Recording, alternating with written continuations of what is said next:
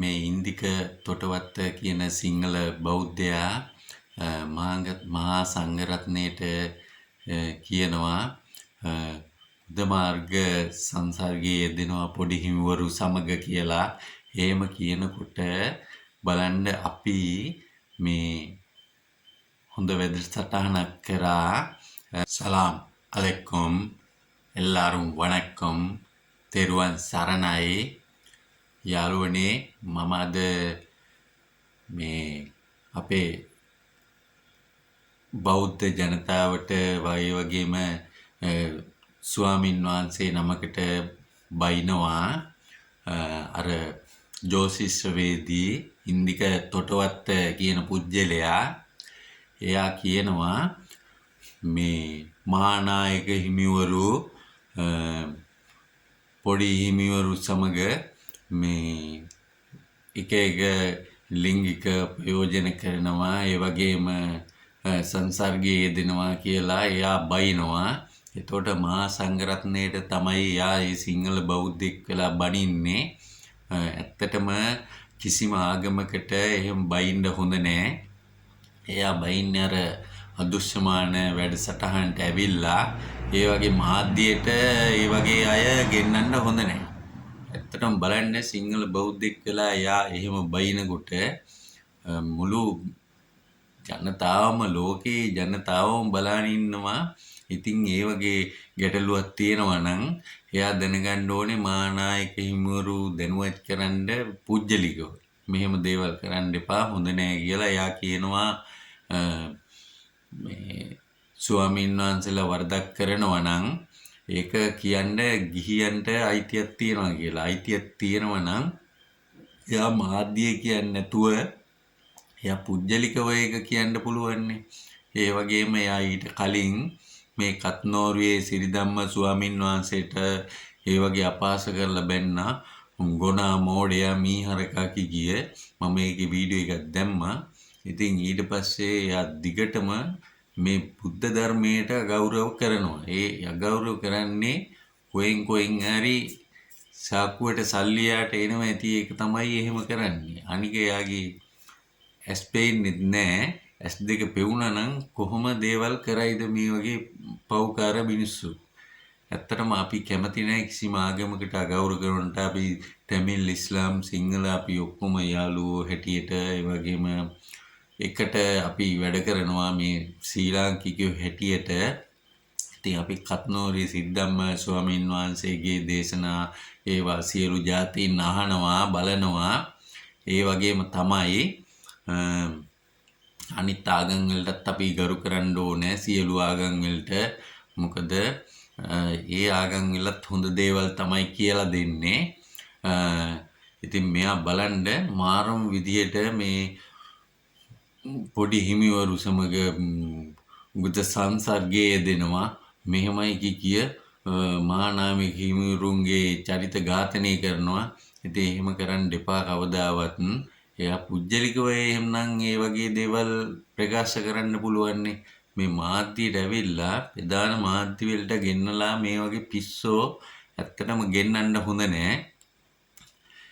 එහෙම කරපුවාම ඒ බැතිමතුන්ගේ තියෙන ගෞරවය අඩු වෙනවා ඒ ධර්මයේ කෙරෙහි. ඉතින් අපි ඉස්ලාම් වුණත්, සිංහල වුණත්, තමිල් වුණත් සියලු ආගම් වලට භක්තියෙන්ම ගරු කරන්න ඕනේ. එයා එහෙම කතා කරද්දී අපි හොඳ වැඩසටහනක් කරා. මාතර දොඩම්පහළ ශ්‍රී රාහුල ස්වාමින් වහන්සේ අපේ ගමට වැඩම කරලා ධර්ම දේශනාවක් තිබ්බා. ඉතින් ඒකට තමිල්, ඉස්ලාම්, සිංහල සියලුම දෙනා සහභාගී වුණා, වැඩ කරා, උදව් කරා. ඒකේ මම වීඩියෝ එක අවසානට දාන්නම් බලන්න. හොඳයි නම් හොඳයි කියලා කමෙන්ට් කරන්න. ඇත්තටම අපි ඒ වගේ වැඩවලට ගොඩාක් කැමතියි. මොකද හොඳ දේවල් නේ කියලා දෙන්නේ. බුද්ධ ධර්මෙත් ඒ වගේ, ඉස්ලාම් ආගමෙත් ඒ වගේ, තමිල් ඒ කට්ටිය අදහනේ ආගම් වලත් ඒ වගේ හොඳ දේවල් තමයි කියන්නේ. නරක වැඩ කරන්න කියලා කවුරුත් කියන්නේ නැහනේ. ඉතින් මම මේ කියන්න ලැහැත්තේ මේ වගේ මිනිස්සු ඇත්තටම මෙයාලගේ ජෝතිෂයේ මොනවද බොරු දේවල්නේ තනිකර කිකියේ සල්ලි හොයන්නේ. ඉතින් ඒ වගේ මිනිස්සු ගාවට යන්න හොඳ නැහැ. මේ මිනිස්සයා දිගින් දිගටම මේ බුද්ධ ධර්මයට මම දැක්කා ගොඩාක් මාධ්‍ය මඩ ගහනවා. ඉතින් ඒ වගේ මිනිස්සු ගාවට ගිහිල්ලා ওই වගේ දේවල් බලනවට වැඩිය හොඳයි මරණකම්ම නොබලා ඉන්න එක. නැත්තම් වෙන මිනිස්සෙක් ගාවට යන්න ඕනේ. මේ මිනිස්සු මේවා කරලා තියන්නේ මේ මාධ්‍යෙන්ම තමා ප්‍රසිද්ධ කරලා මේවා කරලා තියන්නේ. ඉතින් ඒ මිනිස්සයාට පුළුවන් මේ ඉච්ඡර දෙයක් දන්නවනම් මේ ධර්මයේ ගැන දන්නවනම් මහාන වෙන්න සිවුරක් මේවලා ඒ වගේ ජරා වැඩ කරන්න හොඳ නෑ. ඒ වගේම තමයි මේ කත්නෝරේ සිරිධම්ම ස්වාමීන් වහන්සේට මාර විදියට අපහාස කරලා බැන්නේ බූරුවා මෝඩයා මීහරකා මෙහෙම දෙයක් ඇත්තේ නෑ. මෙහෙම තියනවද බුදුහාමුදුරු කියලා. එහෙම දෙයක් කියලා නැත්තම් එයාට තිබ්බ මහාන වෙලා හරි දේවල් කියලා දෙන්න.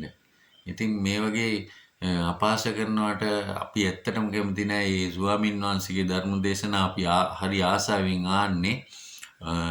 ඒ වගේ තමයි මේ කාගම සිරිනන්ද ස්වාමීන් වහන්සේට බැන්නා මේ හිඟන්නේ කණ්ඩ නැතුව ගෙනත් දාපු ළමෙක් මහාන වෙලා මේ මෙහෙමයි කියලා. එයා පොසත් එයාගේ අම්මා තාත්තා පොසත් ඇති එයාට ගිහිල්ලා එනම් මහාන වෙලා එයා ඒ ආගමික දේවල් කරගෙන යන්න ඕනේ මේ වගේ මේ මෝඩ වැඩ කරන්නේ නැතුව. එහෙම අපහාස කරන්න හොඳ නැහැ කිසිම ආගමකට.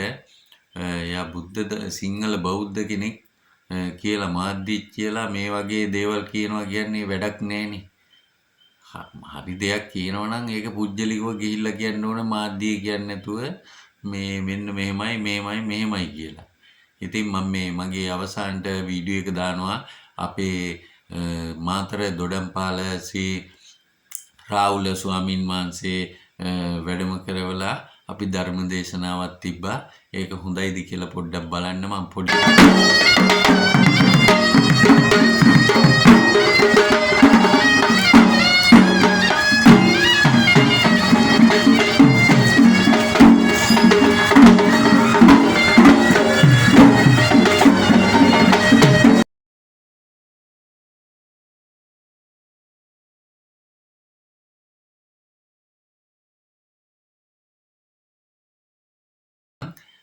channel එකත් subscribe කරලා පොඩි සහයෝගයක් දෙන්න. බොහොම ස්තුතියි. තෙරුවන් සරණයි.